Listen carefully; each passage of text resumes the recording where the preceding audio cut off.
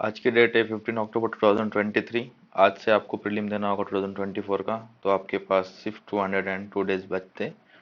ठीक है, आज का द हिंदू में देखते क्या है, संडे एडिशन है। फर्स्ट न्यूज श्रीलंका से रिलेटेड है। A ferry to the Sri Lanka plies after 40 years. 40 साल के बाद श्रीलंका के साथ अपन ने एक फेरी चालू की है। फेरी मतलब यहाँ से वहाँ लेके जाने के लिए एक छोटी सी बोट चालू की जाती है। ठीक है, तो अभी जो फेरी चालू की उसका क्या नाम है? चेरी पानी, चेरिया पानी इसका नाम है। ये हाई स्पीड क्राफ्ट है, इसको अपन चालू किया है। ठीक है, देखते हैं न्यूज़ के अंदर क्या है। International high speed passenger ferry between the, कहाँ से कहाँ के बीच में की है? Nagapattinam on the eastern coast of Tamil Nadu. ठीक है, और कहाँ तक जाएगी ये? कन Kankesanthurai in the northern northern province of Sri Lanka. Sri Lanka के नॉर्दर्न प्रोविंस के अंदर कनेक्ट संतोरिया यहाँ पे जाएगी। नागापट्टी तमिलनाडु के ईस्टर्न कोस्ट से निकल के वहां तक जाएगी। ठीक है, और ये 4 डिकेड मतलब 40 सालों के बाद ऐसी कोई प्रकार की फेरी सर्विस इन्होंने रिज्यूम की है। अभी क्यों की है, क्या की है, मैं बताऊंगा आपको।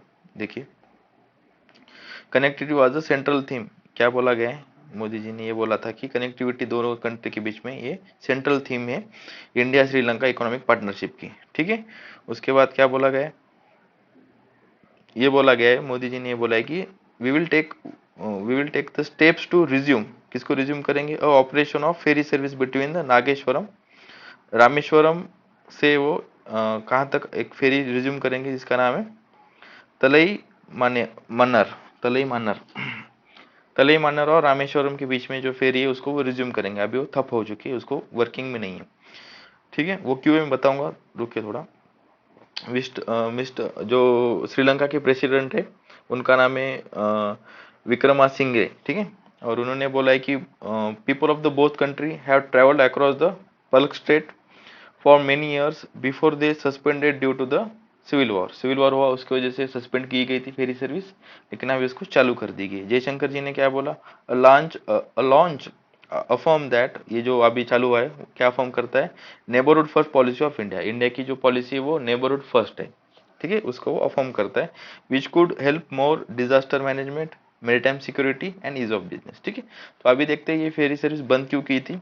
देखिए, 1983 से 2009 तक श्रीलंका के अंदर सिविल वॉर चल रहा था। सिविल वॉर किसके किसके बीच में चल रहा था? श्रीलंकन गवर्नमेंट और एक आर्म गवर्नमेंट थी, आर्म सेपरेटिस्ट ऑर्गेनाइजेशन थी जिसका नाम था लिट्टे, लिबरेशन टाइगर्स ऑफ तमिल इलम। ठीक है, लिबरेशन टाइगर्स ऑफ तमिल इलम। ठीक है, इसके प्रमुख लीडर का नाम क्या था? प्रभाकरन। प्रभाकरन इनके प्रमुख लीडर का नाम था। तो ये याद रखिए कि सिविल वॉर कब कब से कब तक चला श्रीलंका के अंदर?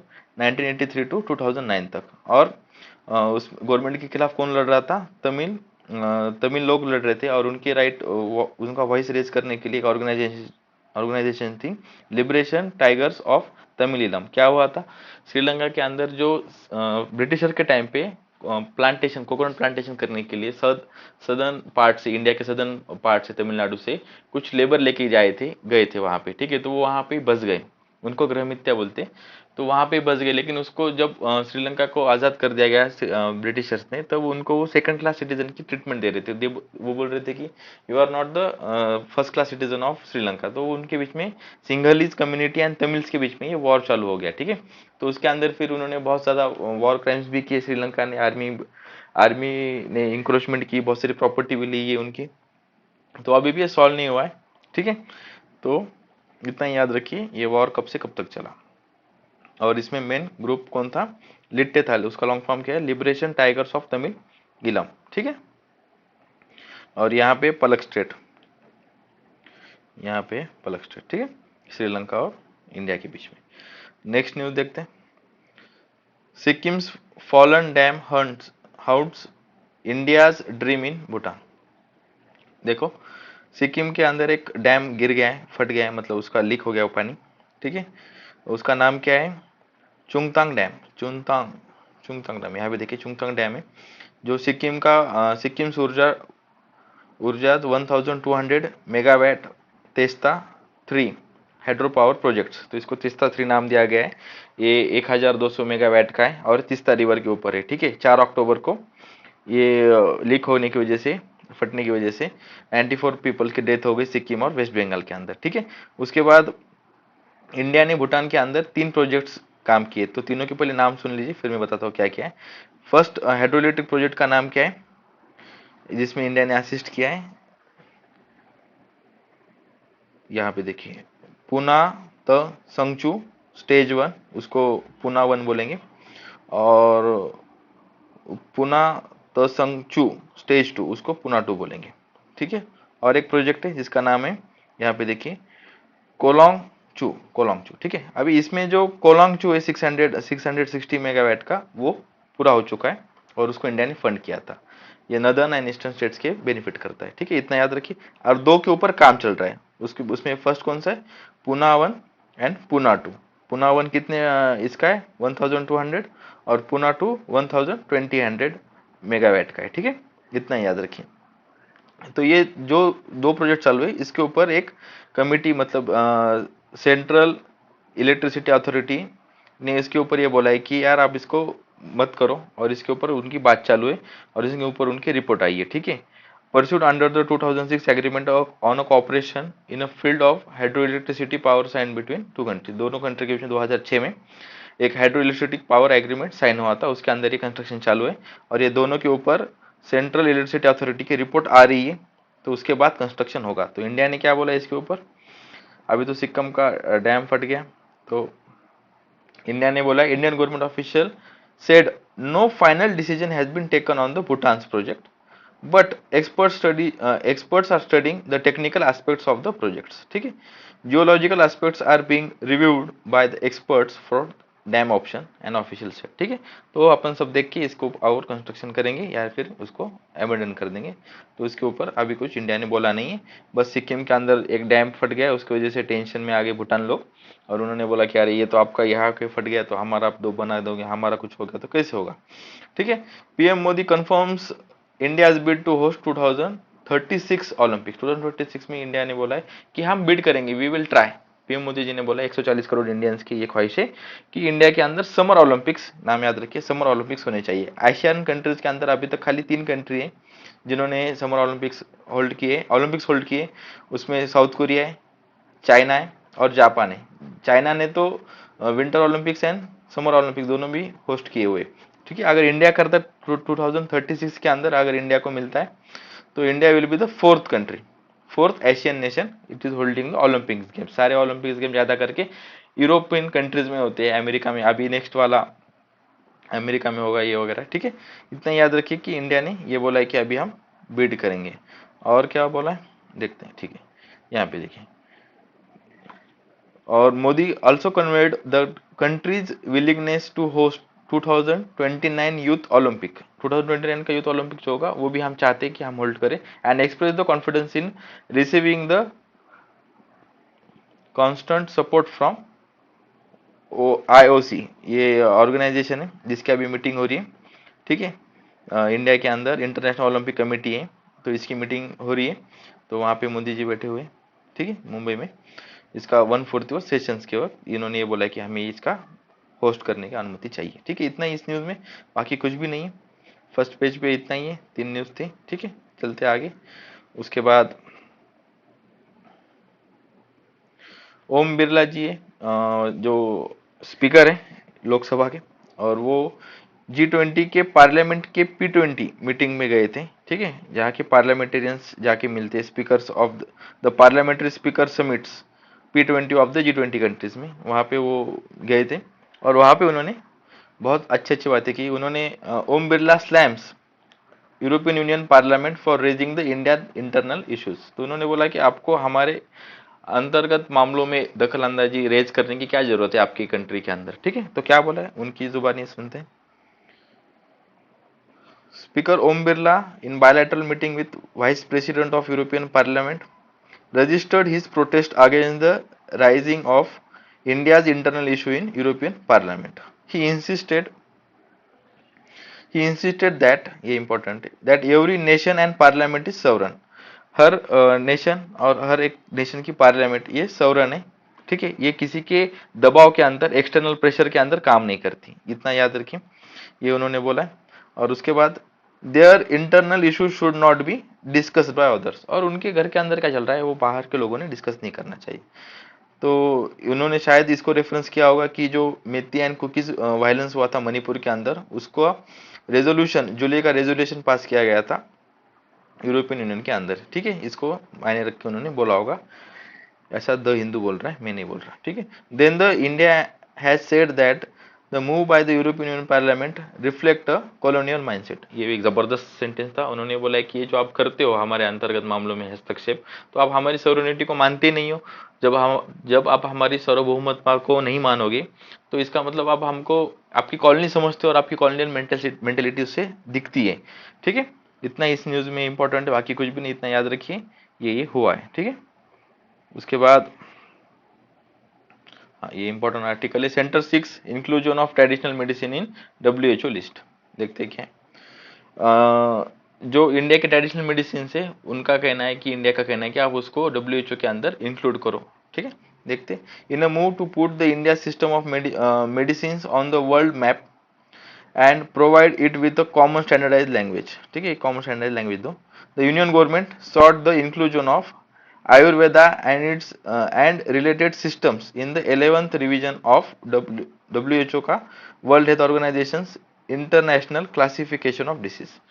तो जो 11th रिवीजन होगा उसके अंदर WHO के ICD international classification of disease, यहाँ पे देखिए ICD, इसके अंदर आप इंक्लूड करो एज अ सेकंड मॉड्यूल की जगह इसको आप इंक्लूड करो of a supplementary chapter in the traditional medicine condition. Traditional medicine condition जो 11th ये है, ठीक है, 11th रिवीजन के अंदर आप उसको ऐड करो एज अ सेकंड मॉड्यूल।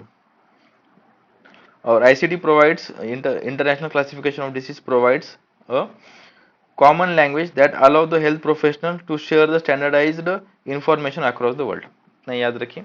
उसके बाद इंडिया ने होप किया है कि मॉड्यूल 2 के आयुर्वेदा के लिए ऐड किया जाएगा। Ayurveda and related Indian traditional healthcare system are formally recognized and widely practiced healthcare systems in India, ठीक है।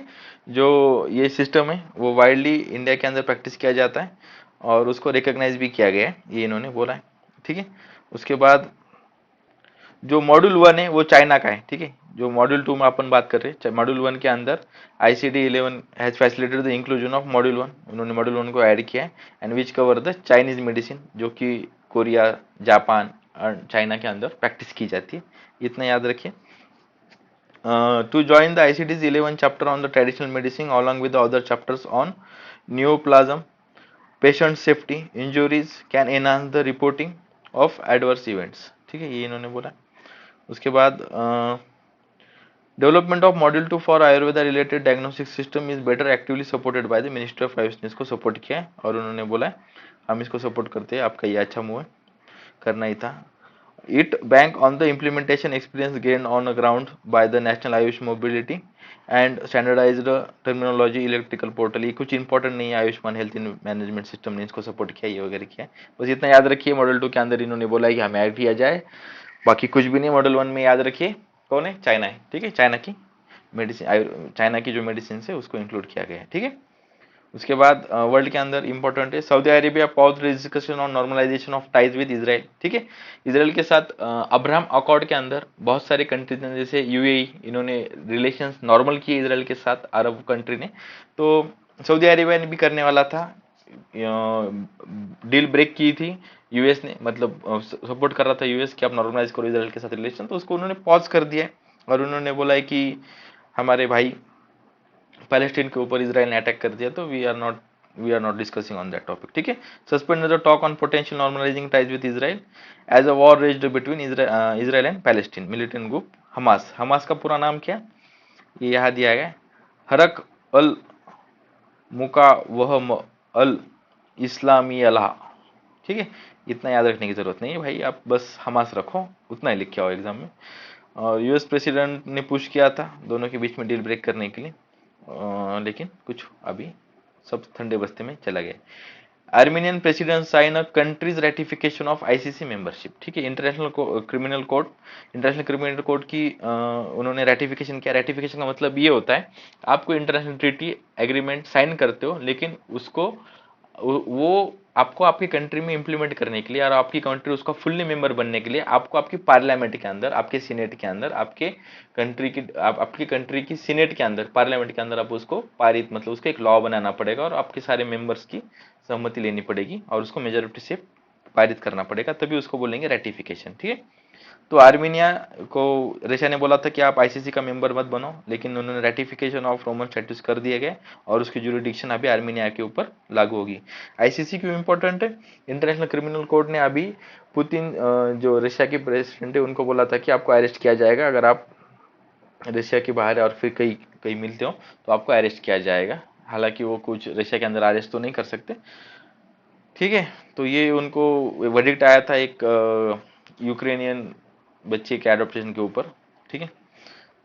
बाकी कुछ नहीं, इतना याद रखिए। Israel ministry says the northern Gaza resident must not delay evacuation. Israel ने बोला है फटाफट अपने घर खाली करो, हम नॉर्दर्न गाजा के ऊपर अटैक करने वाले। इजराइल डेजिग्नेटेड 2 सेफ रूट्स, और उन्होंने 2 सेफ रूट्स भी बनाए for more than 1 million residents of northern Gaza to live for the south of the blockade territory. तो उन्होंने बोला आप साउथ में चले जाओ।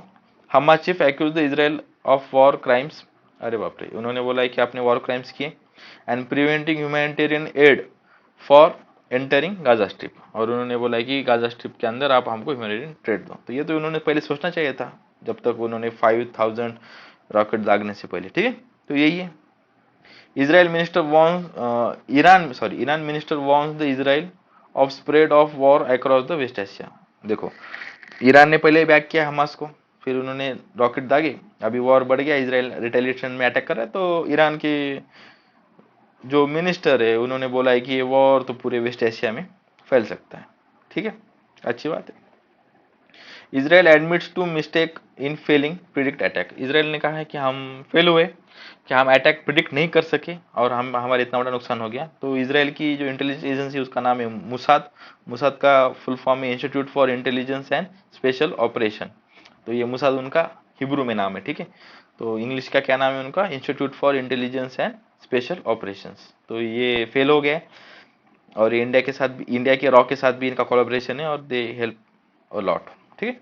उसके बाद साइंस संडे का स्पेशल क्या है? Deep learning help the classification of tumours during surgery. देखो, इसको मोटा मोटा थीम लाइन बताता हूँ मैं आपको, उतना याद रखिए, फिर अपन पढ़ेंगे इसको। जो ट्यूमर्स बनते हैं उसके अंदर जब ऑपरेशन होता है, तो उसके अंदर जब ऑपरेशन होता है तो ट्यूमर्स के लम्स निकालने के वक्त, मतलब ट्यूमर्स के जो निकालते हैं उसको अपन, उससे पहले कुछ डैमेजिंग ट्यूमर सेल्स होते हैं और कुछ अच्छे न्यूरोलॉजिकल सेल्स होते हैं, ह्यूमन के टिश्यूज होते हैं। तो वो डिटेक्ट करने के लिए डीप लर्निंग का यूज करके वो सर्जन को बता सकता है कि भाई इतना इतना पार्ट निकालना, इतना इतना नहीं निकाला, ये इन्फेक्टेड है, ये इन्फेक्टेड नहीं। बस इसके लिए उन्होंने एक टूल बनाया जिसका नाम है सर्जन, ये नाम है उसका सर्जन, और वो प्रिडिक्ट कर रहा है। ठीक है। अभी देखते हैं आर्टिकल में क्या है। यही है, देखिए, a method to quickly classify central nervous system. ठीक है, सीएनएस सेंट्रल नर्वस सिस्टम को क्लासिफाई करेगा। Combining a rapid sequencing and deep learning AI modules enable the molecular diagnosis in less than 90 minute. 90 minutes के अंदर ये molecular diagnosis करेगा CNS का, central nervous system का, ट्यूमर्स की। ठीक है। ये स्टडी क्या बोलती है? Finding demonstrate a potential feasibility of obtaining molecular diagnosis of tumour. Molecular diagnosis होगा ट्यूमर का during the surgery to assist the decision making. वो असिस्ट करेगा डिसीजन मेकिंग। पहले क्या होता था? Primary treatments. अभी इसके पहले क्या होता था? Primary treatments of central nervous system tumours involves, ठीक है, involves a surgical removal of tumours which requires a careful consideration to strike a balance between the maximising the removal of tumour tissues. देखो, वो balance करना पड़ता है tumour tissues निकालने पर, while minimising the risk of neurological damage and other complication. और उसके साथ ट्यूमर टिश्यू निकालते समय आपने को दो चीजें याद रखनी पड़ती कि मैक्सिमम क्या निकलनी चाहिए, ट्यूमर टिश्यूज निकलनी चाहिए, और मिनिमम रिस्क होनी चाहिए neurological damage and other complications को। Standard practice relies on the pre operative imaging and historical analysis during surgery. ये पहले यूज करता था, pre operative imaging and historical analysis, but this methods are not always conclusive. But इससे कुछ हमेशा conclusion नहीं निकलता था। ठीक है। Sequencing DNA to uncover methylation profiles. ठीक है, डीएनए का यूज करके मिथाइलेशन प्रोफाइल बनाई जाती थी। Could reveal the information about the origin and progenesis of tumour. Origin मतलब क्यों, इसका ओरिजिन क्यों है, ये किसी समझ में आता था, डीएनए का सीक्वेंस करके समझ में आता था कि उसका ओरिजिन क्या है। अब प्रोजेनेसिस, प्रोजेनेसिस मतलब ये कितना बढ़ेगा आगे, इसके सिम्टम्स और ये कितना बढ़ सकता है आगे, इसको बोलते हैं progenesis of tumour. But it takes days to get the result. But ये डीएनए सीक्वेंसिंग का रिजल्ट आने में, ये याद रखिए, डीएनए सीक्वेंसिंग का रिजल्ट आने में बहुत दिन लगते थे। To obtain DNA methylation profiles quickly enough to provide a diagnosis during the surgery, उसके लिए इन्होंने एक टेक्नोलॉजी यूज की और उसको बोलते हैं वो नैनोपोर सीक्वेंसिंग। उस टेक्नोलॉजी का नाम बहुत इंपॉर्टेंट है, ये प्री में क्वेश्चन आ सकता है।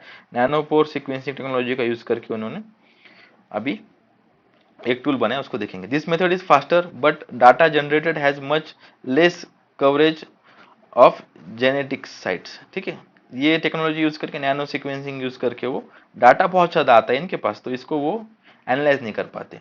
To enable molecular classification of CNS tumours with such sparse data the researcher develop, तो इसको एनालाइज करने के लिए डाटा को रिसर्चर ने क्या डेवलप करें है, neutral network tool. Neutral network tool निकाला है, उसका नाम क्या है, सर्जन सर सर्जियन उसका नाम है। ठीक है, इतना याद रखिए, सर्जन इसका नाम है।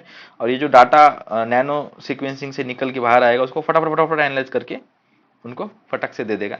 ठीक है, और ये बहुत जल्दी देगा। The finding demonstrated that the deep learning, इसमें उन्होंने उसके लिए ठीक है, deep learning based on a fast sequencing surgery may be able to assist the neurological decision making and potentially improve the prognosis of patients। तो यही है प्रोजेनेसिस, मतलब उसका आगे कितना अफेक्ट करेगा कितना नहीं करेगा वो भी अपन पता कर सकते हैं इससे, यही उन्होंने बोला है। ठीक है, इसका नाम क्या है, सर्जियन। ठीक है, सर्जियन ने टूल बनाया गया है, neutral working neutral network tool. ठीक है, जितना याद रखिए इसमें आर्टिकल, बाकी कुछ भी नहीं।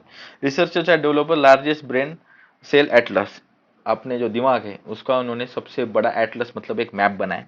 ठीक है, और उसमें अंदर atlas of human and non human primitive of the brain at the cell type level unprecedented details. अभी तक जितना डिटेल नहीं था अपने पास उससे अच्छा उन्होंने एक मैप बनाया है, और इसमें खाली ह्यूमंस का नहीं है, नॉन ह्यूमन प्रिमेटिव का ब्रेन का भी इन्होंने सेल टाइप का मैप बनाया है। ठीक है, RT questions impact the grey well population, grey well के पॉपुलेशन पे इंपैक्ट होगा। ये इवन हाईली मोबाइल, ये एकदम इधर उधर घूमने वाले एनिमल्स है। Large and long live species sensitive to the dynamic changing conditions of Arctic warming, Arctic के अंदर जो क्लाइमेट चेंज की वजह से वार्मिंग हो रहा है उसको वो, ठीक है, उसकी वजह से उनकी इकोसिस्टम पे इंपैक्ट हो रहा है। मास मोर्बिलिटी इवेंट्स, ठीक है, मतलब मास मोर्बिलिटी इवेंट्स मतलब वो बहुत ज़्यादा उनकी मृत्यु हो रही है। Are driven by the challenging change, क्यों हो रहा है, driven by the changing prey biomasses, जो उनका खाना है वो डिस्टर्ब हो रहा है। Ice cover in the Arctic, इसके अंदर इसके आइस कवर कम होने की वजह से भी, उससे भी हो रहा है। The climate change is the driving rapid in the Arctic ecosystem including the shallow basins of Pacific and Arctic. ठीक है, तो इसके अंदर जो शॉलो बेसिन है आर्टिक एंड पैसिफिक है वो भी उनको अफेक्ट कर रहे हैं। ठीक है, इतना याद रखिए, इनका पॉपुलेशन कम हो रहा है ग्रे वेल्स का। उसके बाद यहाँ पे एक आर्टिकल है इजिप्ट से रिगार्डिंग, तो इजिप्ट की यहाँ पे बहुत ज़्यादा इंफॉर्मेशन दी गई है, वो अपने काम की नहीं, जो जो काम का है वो देखेंगे। Egypt is racing to eliminate the hepatitis C, Egypt hepatitis C को एलिमिनेट करने की राह पर है, इतना याद रखिए। उसके बाद on October 9 WHO announce that Egypt has made a unprecedented progress, बहुत अच्छी प्रोग्रेस उन्होंने की है toward the eliminating hepatitis C. ठीक है, according to WHO Egypt has become the first country to achieve the gold tier status on the path to eliminate the hepatitis C as per the global health body criteria। अब यहाँ पे gold tyre जो उन्होंने gold tyre उन्होंने जो status achieve किया है वो क्या है वो देखेंगे।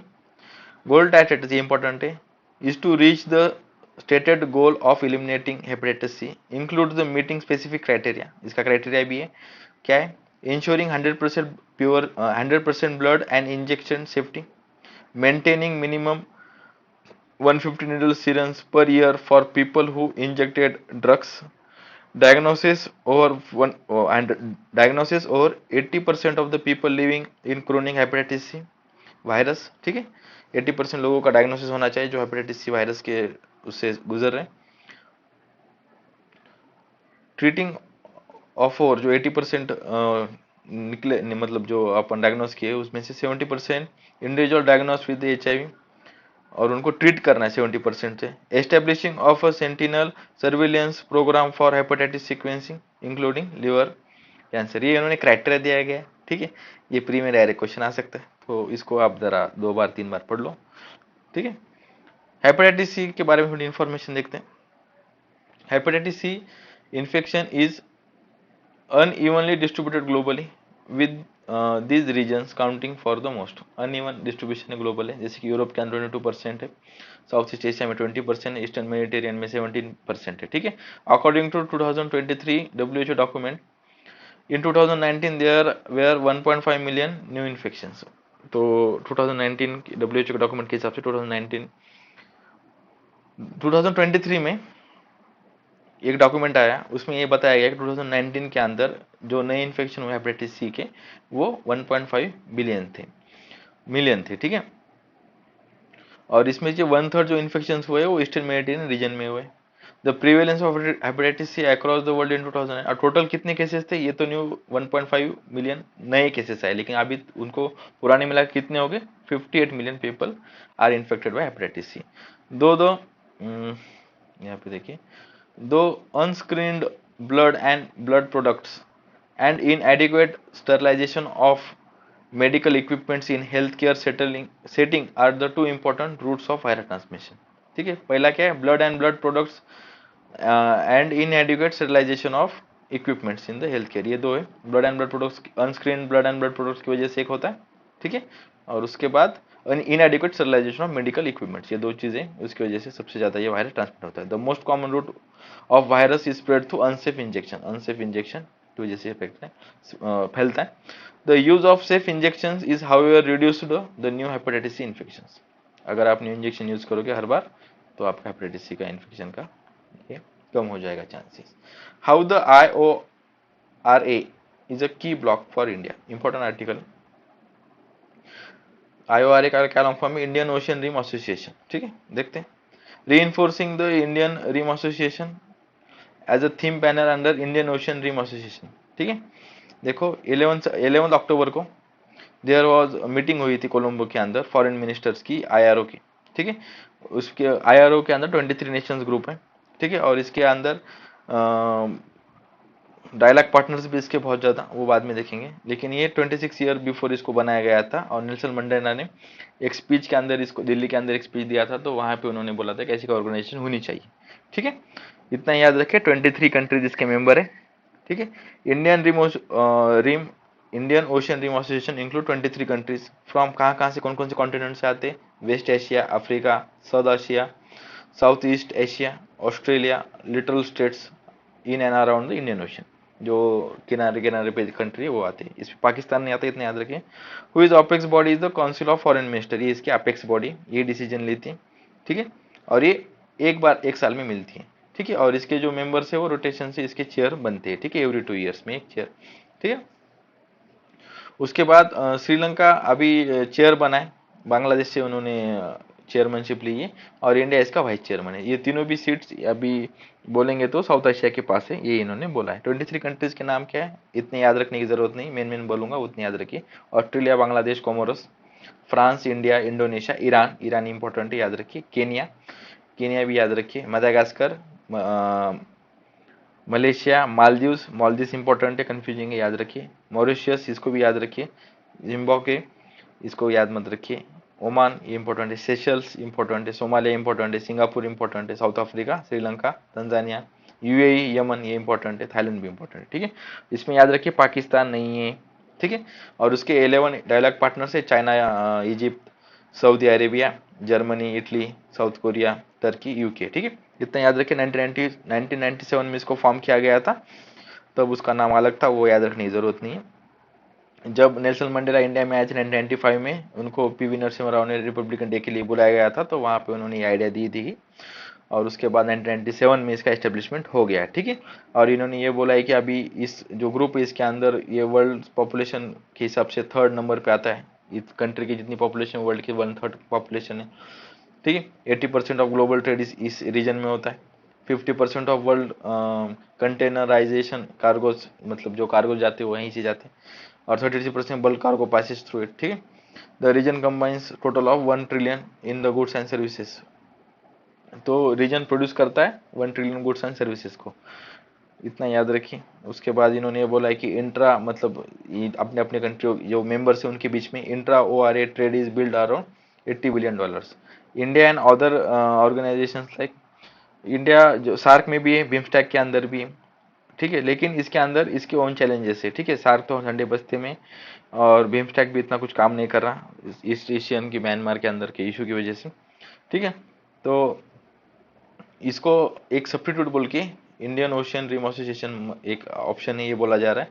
और उसके बाद क्वाड, क्वाड जो यूएस लेड ग्रुप है उसके अंदर वो थोड़ा बहुत काम कर रहा है, लेकिन वो यूएस लेड है, उसकी वजह से कंसेंसस वगैरह नहीं बनती उसके अंदर। तो क्वाड के अंदर 4 कंट्रीज है कोऑर्डिनेटर सिक्योरिटी डायलॉग के अंदर, इंडिया, ऑस्ट्रेलिया, जापान, यूएसए, ठीक है, ये 4 कंट्री। और चाइना का जो BRI है वो इन सारी चीज़ों को सक्सेसफुल नहीं होने देता। India's organisation forum on the cooperation, ये भी इम्पोर्टेंट है, तो ये चीज़ें याद रखिए। बस इस आर्टिकल में इतना ही किया है कि काउंटर कैसे किया जाए, पाकिस्तान को छोड़ के अपन कैसे अपना ये बना सकते हैं, ठीक है। तो SCO के अंदर भी इंडिया है, चाइना है, पाकिस्तान है, तो वहाँ पे कुछ काम नहीं हो पा रहा क्योंकि कुछ करना है तो पाकिस्तान अपोज करेगा, चाइना भी अपने मंसूबे पूरे नहीं होने देता। तो इसके लिए IRO इंपॉर्टेंट है, ये बोला गया है, ठीक है। और इसके 7 प्रायोरिटी एरियाज है इस ऑर्गेनाइजेशन की, इंपॉर्टेंट, इसको याद रखिए। मेरी टाइम सेफ्टी सिक्योरिटी, उसके बाद ट्रेड एंड इन्वेस्टमेंट फैसिलाइजेशन, उसके बाद fisheries management, risk and disaster risk management, academics, science technology, tourism and cultural exchange and gender empowerment, ये 7 इसके फोकस प्राइमरी एरियाज है, इसको याद रखिए। उसके बाद इसका एक फंड भी है और इन्होंने अभी तक 80,000 से 1,50,000 तक इन्होंने प्रोजेक्ट्स में ग्रांट मतलब पैसे दे दिए। और इसके अंदर वो क्लाइमेट चेंज को भी मायने रख के उसके ऊपर वो स्ट्रेटेजीज वगैरह बनाते हैं, ठीक है। जयशंकर जी ने बोला है कि जो इंडियन ओशन है ये इंपॉर्टेंट है, Indian ocean free, open and inclusive space होना चाहिए। रिस्पेक्ट इनके जो कंट्रीज उन्होंने रिस्पेक्ट करनी चाहिए sovereignty and territorial integrity based on United Nations convention on law of the sea, जो international laws United Nations convention on law of the sea उसको respect करना चाहिए, ये इन्होंने बोला है। और open, free and inclusive space होना चाहिए, ये आपको मेंस के आंसर में लिखने में काम आएगा। बाकी इतना इस ऑर्गेनाइजेशन के लिए इंपॉर्टेंट है, बाकी कुछ भी नहीं। और आज के पेपर में इतना ही था। अगर आपको इसका PDF चाहिए होगा तो आप टेलीग्राम के ऊपर स्वैग UPSC ऑन लेवल की सर्च करिए और आप उस चैनल को ज्वाइन करके आपको उसका PDF रोज डेली अपडेट मिल जाएगा। Thank you.